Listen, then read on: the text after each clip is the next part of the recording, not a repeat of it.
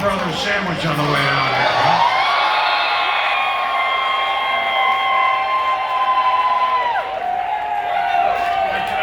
Business brisk. Football, this just in, is a collision sport. You rarely describe a player, especially on defense, who just flows. You don't describe him like that. But rarely has there been a player like Troy Poloma.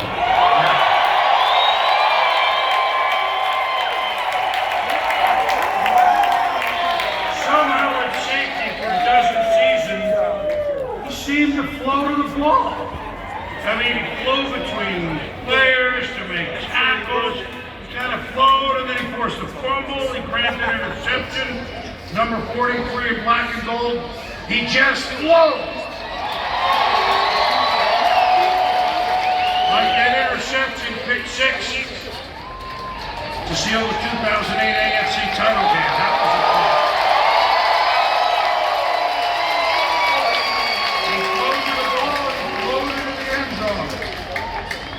And then there was the hair. I mean, the hair certainly flowed. And we're all jealous of that hair, Chuck. Just what I think. Some of us wish we had safeguards. First round pick in 2003 out of UFC. 15-1 season in 2000. Super Bowl champs in 2005. Super Bowl champs in 2008.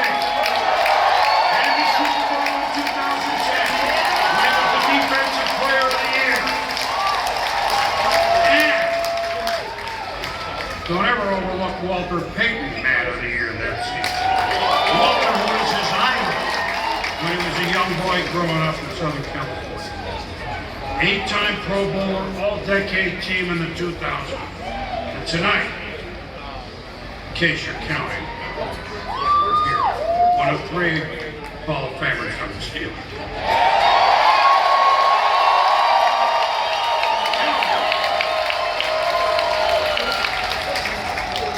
Present Troy Poloma, the Hall of Famer himself, as a defensive back and a legendary defensive coordinator in person. Get the ball. I want you to get us off this field and win this game. Troy goes on the field. He went from point A to point B, really, literally faster than the speeding bullet. Start to believe that not too much that we can ask this guy to do that he's not going to deliver. Over 12 standout seasons, all of them with the Steelers, Troy Poloma more than delivered. He earned 8 Pro Bowl and 4 first-team All-Pro selections, led the Steelers to 2 Super Bowl titles, and redefined the strong safety position. That's terrific. You can't coach that. The first time I saw Troy move, I said, wow, he's got everything. Size, speed, quickness, personality, intelligence. Literally, a coach's dream. In 2010, Poloma scaled new heights as the Defensive Player of the Year, a new peak in a career filled with them. I said early on, this guy's going to go into the Hall of Fame, and he's going to go in the first opportunity that rises. Poloma retired in 2015 with 755 career tackles, 32 interceptions, and 5 touchdowns, leaving his mark on the field, in the locker room, and beyond. Troy is a very concerning person. He's concerned with other people. He's concerned with his own actions. He's concerned with the state of his fellow citizens. He's very humble. What you see with Troy is what you get. He is a genuine person. It's a thrill, a great pleasure, and an honor, a lifetime honor for me to present my friend, my player.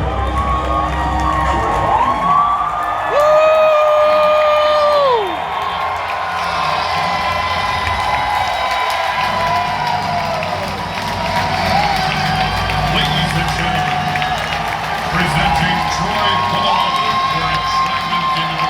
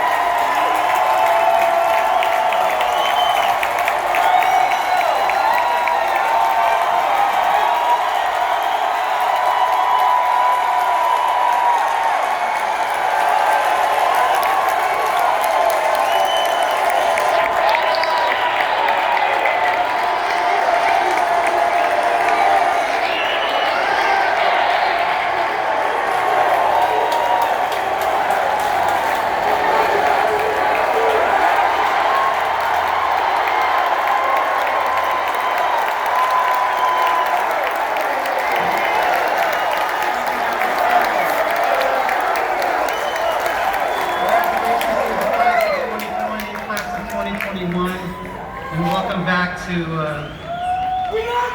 Gold Jackets. Your presence, without a doubt, most definitely felt. Thank you for being here. I love football. I love football. It was my entire life, just as long as I can remember. I fostered an obsession with the game early on that I modeled after meticulous regiments of some of the greatest artists of the past. Dickens, Beethoven, Demostheni.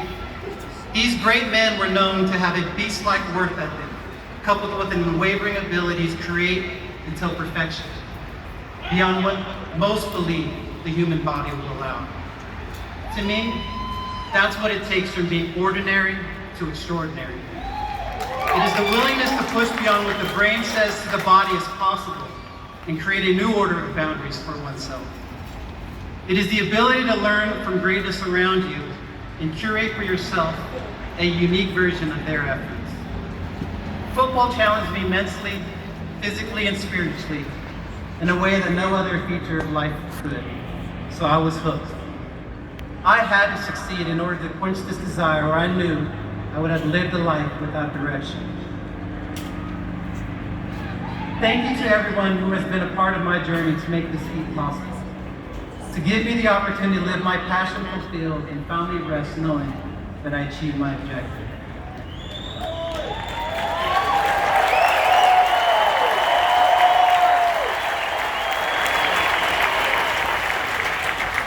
I come from a culture where discipline, humility, and respect are not only the foundation to our survival, but the key to our existence.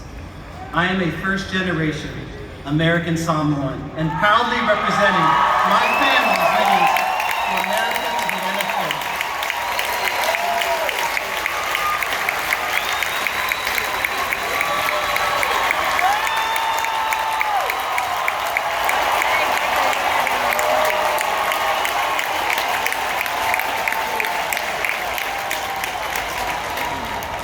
My Uncle Kennedy instilled in me, who's a current running backs coach for the Minnesota Vikings. He instilled in me an authentic respect and passion for the game. His intensity has inspired not just me, but countless athletes to revere and love the game at all costs. Uncle, you're a true coach, not just in sport, but in life.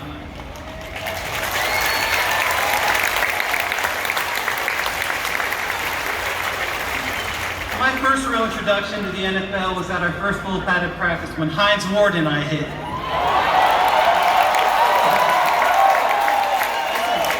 It was my legs that subsequently buckled, and he held me up like a toddler and said, "I'm not like any other wide receiver." No doubt, Hines, I look forward to sharing the stage with you one day.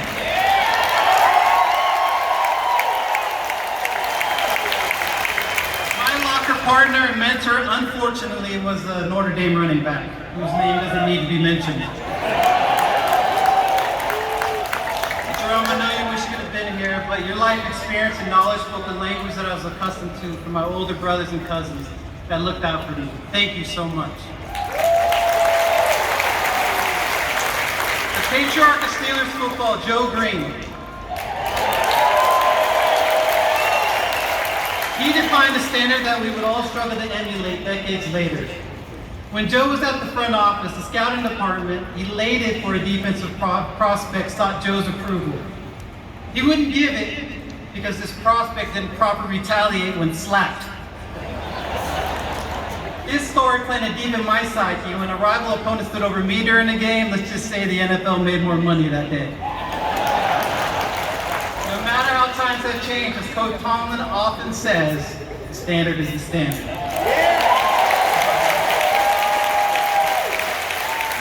My rookie year was a challenge. I couldn't make a play of any significance. I recall reading the newspaper early in the season labeling me a first-round bust. When I vowed not to read any sports column hoping it would somehow change, Mr. Dan Rooney approached me before our very last game and said, "Don't pay attention to what they're saying about you. I think you're doing fine." I said, "Mr. Rooney, they're still talking bad about me?" Coach Cowher would teach us to embrace misery by forcing us to practice outside no matter the weather. recalibrating us to love the hot, humid camp days and bask in the bitter, cold frost of game days. He instructed us to embody the Yinzer spirit of hard work, humility, and toughness, coupled with loyalty so that we can accurately represent the city of Pittsburgh. Thank you, Coach.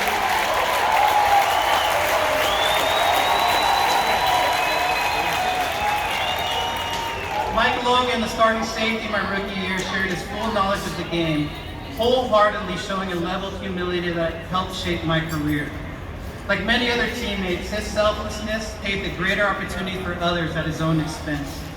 It is unnatural in the most competitive environment to train your replacement, yet this is our culture, Steelers culture. These virtues I learned while playing for the Steelers are what make the legacy of the black and gold timeless. They are passed down in the locker room from the steel curtain to anyone who valiantly wears the black and gold. Creating a brotherhood that is deeper than money, business, and winning. To be a Steeler is to consider others before you consider yourself. To protect your brother, even from himself. To give support at your own expense. And when wearing the black and gold suit of armor, make sure nobody desecrates it, disrespects it. Most importantly, we ourselves don't dishonor it. The only approval any Steeler should seek is to earn the approval from previous legends who have donned the black and gold. And if you've really earned that respect, they'll say, you could have played with us.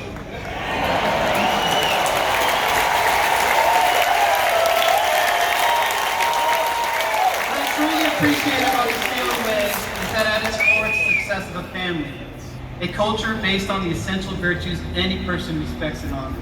Humility, passion, resilience, service, and legacy. Being the youngest son, brother, cousin, and nephew leaves me with a lot of older siblings, moms, and dads. They have given me everything anyone could have possibly given, mentally, physically, and spiritually. I never had to ask for anything. I was nourished by everyone in every way.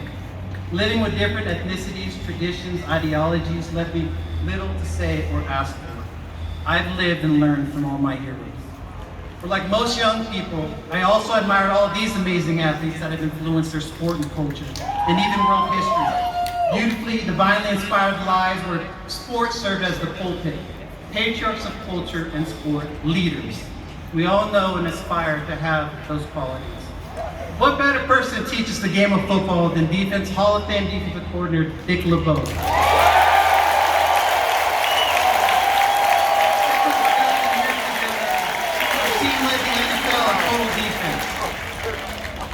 Drafted by Hall of Fame coach Bill Cowher, to observe the development of another Hall of Fame coach in Mike Tomlin. I had a Hall of Fame college coach at USC.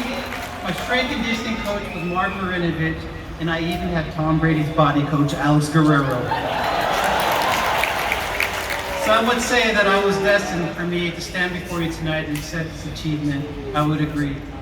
I received spiritual guidance from a saint, and for those who know my wife, Theodora, truly understand how blessed I am. Baby, thank you. I'm so disingenuous. I love you. Please forgive me for not always being a Hall of Fame in every aspect of my life. Boys, the best thing I could do for you guys is love your mother. I love you guys. Thank you. Thank you for holding me accountable.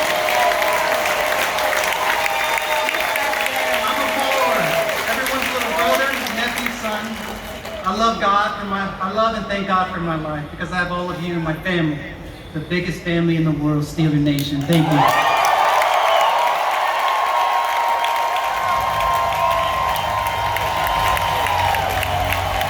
Great speech, great speech.